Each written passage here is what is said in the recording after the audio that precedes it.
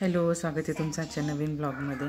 आणि आज मला असं सांगावंसं वाटतं की आज माझा मुलगा 10th फर्स्ट एक्झाम द्यायला गेला होता. म्हणजे आम्ही चाललो होतो, तर मिस्टरांनी शिफ्ट चेंज करून घेतली होती सेकंड. आणि फजिती आमची जी झाली ती मला सांगायची आहे तुम्हाला. ॲक्च्युली लॅपटॉपवर पेपर देणार होता हे आमचं आधीच ठरलं होतं. 10:30चा पेपर होता, म्हणजे जेव्हा पोहोचू अशा हिशोबाने आम्ही बरोबर निघालो होतो. पण हा पाऊस, बापरे, या पावसामुळे जी ट्रॅफिक जाम होती की आमची गाडी एका जागेवरून अर्धा तास हल्लीच नाही. आणि मग बापरे, जे टेन्शन मला आलं. आम्ही दोघांनी गाडी सोडली, गाडीतून उतरलो आणि स्ट्रेट गेलो चालत. जिथे जो रोड फ्री होता, जिथून गाड्या जात होत्या, त्या रोडवर गेलो चालत. तिथून एक ऑटो पकडली आणि तिथून आम्ही परीक्षा हॉलपर्यंत गेलो. मग तिथे गेल्यानंतर सेकंड टेन्शन असं होतं, जी रीडर होती आम्हाला, जी पाहिजे होती, ती जिच्यासोबत आमचं बोलणं झालेलं होतं आणि तीच येणार म्हणून आम्ही गृहीत धरलं होतं आणि तीच आम्हाला हवी होती, तर तीही आलेली नव्हती. त्याच्यामध्ये लिटरली 10 मिनटं गेली. म्हणजे अर्धा तास आधी परीक्षा हॉलला जायला लेट, नंतर 10 मिनटं रीडरला लेट, त्यानंतर तो हॉलमध्ये गेल्यानंतर 11:15ला पेपर हातात आला. तो लिहायला सुरुवात, म्हणजे तिला आम्हाला इन्स्ट्रक्शन्स द्यायला सुद्धा वेळ नाही मिळाला की कसं पेपर लिहायचे, काय लिहायचे, हे इन्स्ट्रक्शनसुद्धा द्यायला वेळ मिळाला नाही आम्हाला. आणि आतमध्ये गेल्यानंतर मग ह्याने इन्स्ट्रक्शन्स दिले. म्हणजे जो पेपर 11:30ला सुटणार होता तो त्याने लिहायला सुरुवात केली 11:30ला.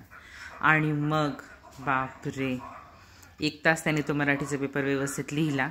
आणि 11:30ला ॲक्च्युली दुसरा पेपर सुरू होणार होता. म्हणजे 10:30 ते 11:30 मराठी होता, 11:30 ते 12:30 मॅथ्स होता. पण बघा झालं असं की पहिला जो मराठीचा पेपर आहे तोच लिहायला त्याने सुरुवात केली 11:30ला, तो झाला 12:30ला. आणि ज्यावेळी सगळ्यांचे पेपर लिहून झाले, कारण बऱ्यापैकी शॉर्ट क्वेश्चन होते, त्यामुळे लिहायला फारसा वेळ लागणार नव्हता. मग रायटर मोठे होते कॉलेजचे, त्यांनी बाकीच्या ब्लाइंड मुलांचे पेपर फटाफट लिहून मोकळे झाले, कारण ऑब्जेक्टिव्ह क्वेश्चन्स होते. पण हा फर्स्ट टाईम देणार होता लॅपटॉपवर क्वेश्चन रीड करून, ह्याला लिहायला गेला थोडा टाईम. आणि मग 12:30ला मराठीचा पेपर संपल्यानंतर त्याच्या हातात आला 12:30ला. ज्यावेळी सगळ्यांचे पेपर झाले त्यावेळी 12:30ला याचा हातात मॅथ्सचा पेपर घेतला याने सोडवायला.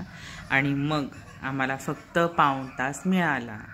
आणि त्यात प्रॉब्लेम असा की हा फर्स्ट टाईम देणार होता लॅपटॉपवर पेपर, आणि मॅथ्सची मांडणी जी असते ही खूप महत्त्वाची असते आणि ती बऱ्यापैकी त्याला येत होती, पण थोडा वेळ लागत होता. आणि पाऊण तासामध्ये लिटरली आमचा पेपर झालेला नाही.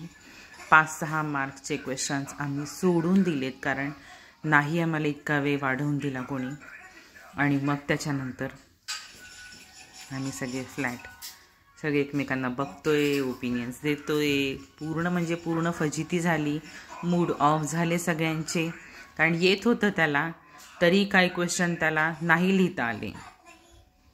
आणि जेवढे मार्क्स मिळायचे होते तेवढे मार्क्स आता नाही मिळणार. मराठीचा छान गेला पण मॅथ्सचा नाही. आणि मग ही अशी फजिती आमची झाली आहे. पण ठीक आहे, याच्यातून आम्ही शिकलो आहे की आता ज्या ठिकाणी आपल्याला पोचायचं असेल ना, अर्धा तास लागणार असेल ना, तर आम्ही आता लिटरली 1.5 तास आणि 1 तास आधी निघणार आहे. ओके, म्हणजे आम्हाला असं होणार नाही आणि आमचा पेपर वेळेत होईल. मग कशी वाटली ही फजिती ऐकून नक्की कमेंट करून सांगा. तुमचं पण असंच झालं आहे का हे पण सांगा. भेटूया आपण नेक्स्ट व्हिडिओमध्ये. तुम्हाला एकदा त्याची झलक दाखवते मी की त्याचा मूड कसा असणार आहे.